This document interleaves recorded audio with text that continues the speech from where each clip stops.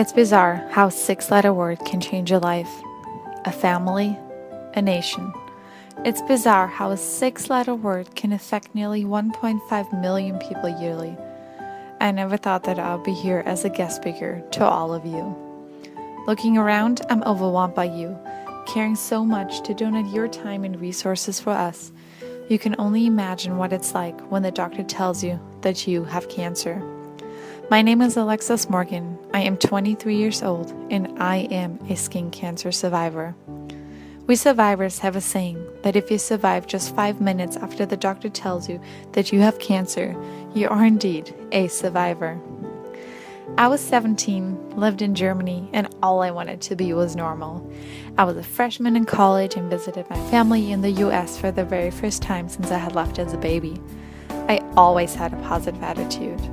And even though I grew up not knowing my father and have never experienced a normal family structure, I lived with my single mom and my 6-year older brother had just moved out to start his professional career. I felt alone like never before. But besides that, I was a typical teenager. I was good in school, got good grades, and thought that this was just the start of my career. Many times though, I found myself in a doctor's office due to sickness. This time around, I wasn't sick nor had I had any symptoms. I discovered a wart behind my left ear on my head which seemed to slowly grow after it had been removed 6 years prior.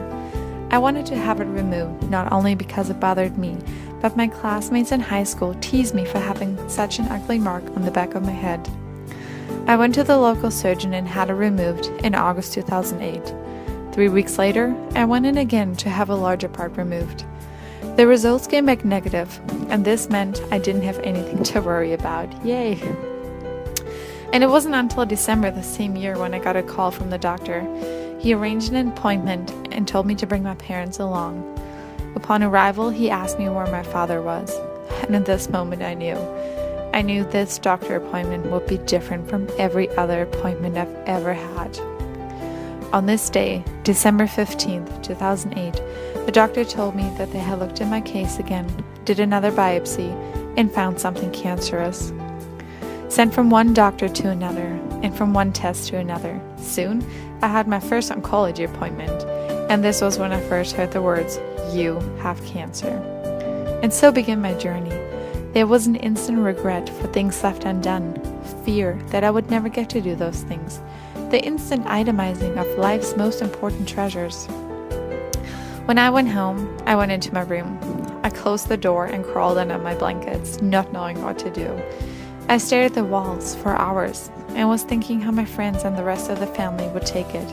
Was I really going to die at 17? I hadn't even started my life.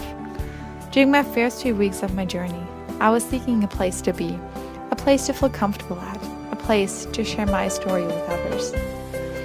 But then I got transferred to a university hospital which was specialized in skin treatments. I remember the first time when we sat down. It was a fairly young doctor with a grumpy look on his face. There were white walls with beautiful art, and weeks passed, filled with tests, checkups, and appointments. My life was starting to have a routine between home, school, and hospital. I learned I was stage 4 cancer and a malignant melanoma. The good news was, the cancer had not spread into any other parts of my body. I didn't exactly understand the situation I was in, but all I knew was that I had cancer. For a short moment, my life passed by. A few months ago, my life seemed in line, but now my only wish was to wake up the next morning telling my mom about a crazy dream of having cancer. I never woke up out of the dream. When I was diagnosed with stage 4 malignant melanoma, I feared the worst. Google became my best friend, and I searched site after site just looking for a glimmer of hope. And by this time, I wish I had known the American Cancer Society and the programs they offer. Cancer wasn't a big topic in Germany. I wasn't proud to be a cancer victim, and I didn't talk about it much. Only close family members and very close friends knew about it. Some don't know until this date.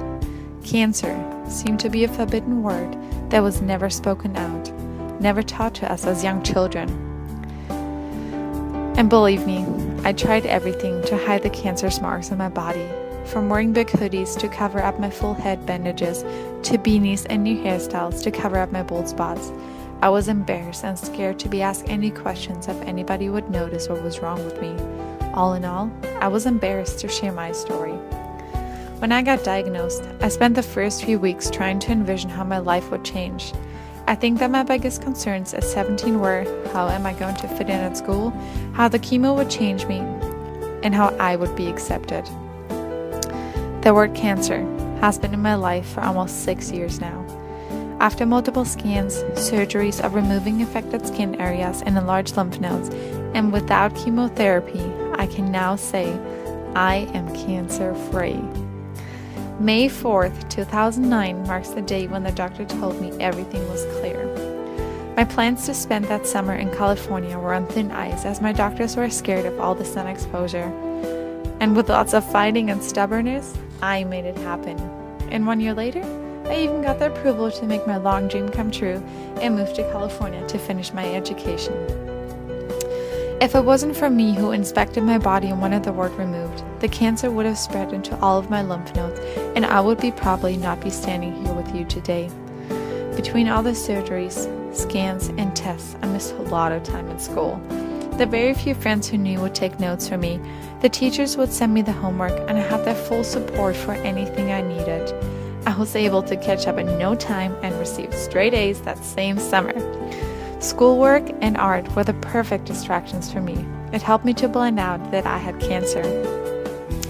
And it wasn't until 2011 when I was first introduced to the American Cancer Society and Relay for Life. That's when my new life really got started. Just 9 months after I had moved to the US, I jumped into an unknown adventure. At first, I didn't join as a survivor. I joined as a supporter who wanted to help. The upcoming year, I got asked to be the eventer and accepted the challenge. I founded the Colleges Against Cancer chapter and attended my first Relay Summit with over 1,000 attendees from California. This weekend was a turning point for my love of Relay. When I saw all these people coming together from different areas, backgrounds, cultures, and different ages, and they were all there to celebrate hope and fight together for a future where cancer doesn't exist anymore, I knew that this was my new home. Encouraged, I started the season, spread the word, inspired people to fight against this deadly disease, and lastly, I started sharing my story. I felt relief, and when I saw all the support I received, I felt like a hero to encourage others to share their stories. I finally accepted myself as a cancer survivor. I then got to know that I wasn't the only one who was affected by this cancer, as they call it. The American Cancer Society has had a profound impact on eliminating the taboo of cancer. It's no longer spoken in whispers. Because of ACS and Relay, we now have a platform supporting, rallying around, and celebrating our survivors, whether they're in treatment, in remission, or cured. That first year, I also walked my very first survivor lap. With tears in my eyes, I walked along the track. I was thankful for all the support I had received from friends, family, and even complete strangers. I saw I was not alone. I heard how cancer is survivable. They gave me hope and taught me to fight back. Relay is where I first heard someone say, I have cancer, cancer doesn't have me. I learned that the American Cancer Society was fighting to save more lives, faster. It's where I became a part of the Relay Nation, celebrating even the smallest of victories, remembering those who have survived and those who have passed on, and fighting to create more birthdays. Relay for Life taught me how important it is to give hope, encourage others, and fight back. When moving to California, I would have never imagined being part of such a big organization that leaves all doors open for unlimited possibilities. It feels like I'm living the dream I have dreamt of when I was a child. I would have never imagined how deeply the American Cancer Society and Relay for Life would become a part of my life. Throughout my journey with ACS, I've been given so many life-changing experiences and opportunities that will not ever happen again. In December 2013, I had my last surgery to remove enlarged lymph nodes. I still have some left, but all of the ones taken out were benign. It feels like seconds, minutes, hours, weeks. My life seems to be an emotional roller coaster that I seem to relive every few years of surgeries. I am a volunteer dedicated to Relay.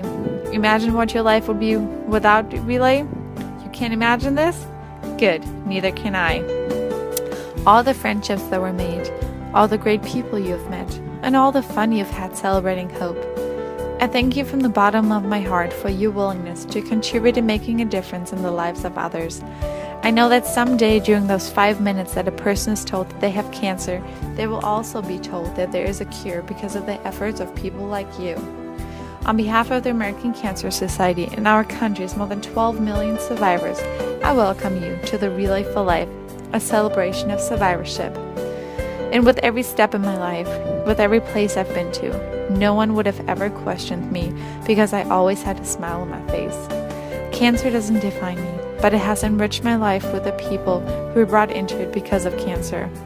My name is Alexis Morgan. I am a survivor.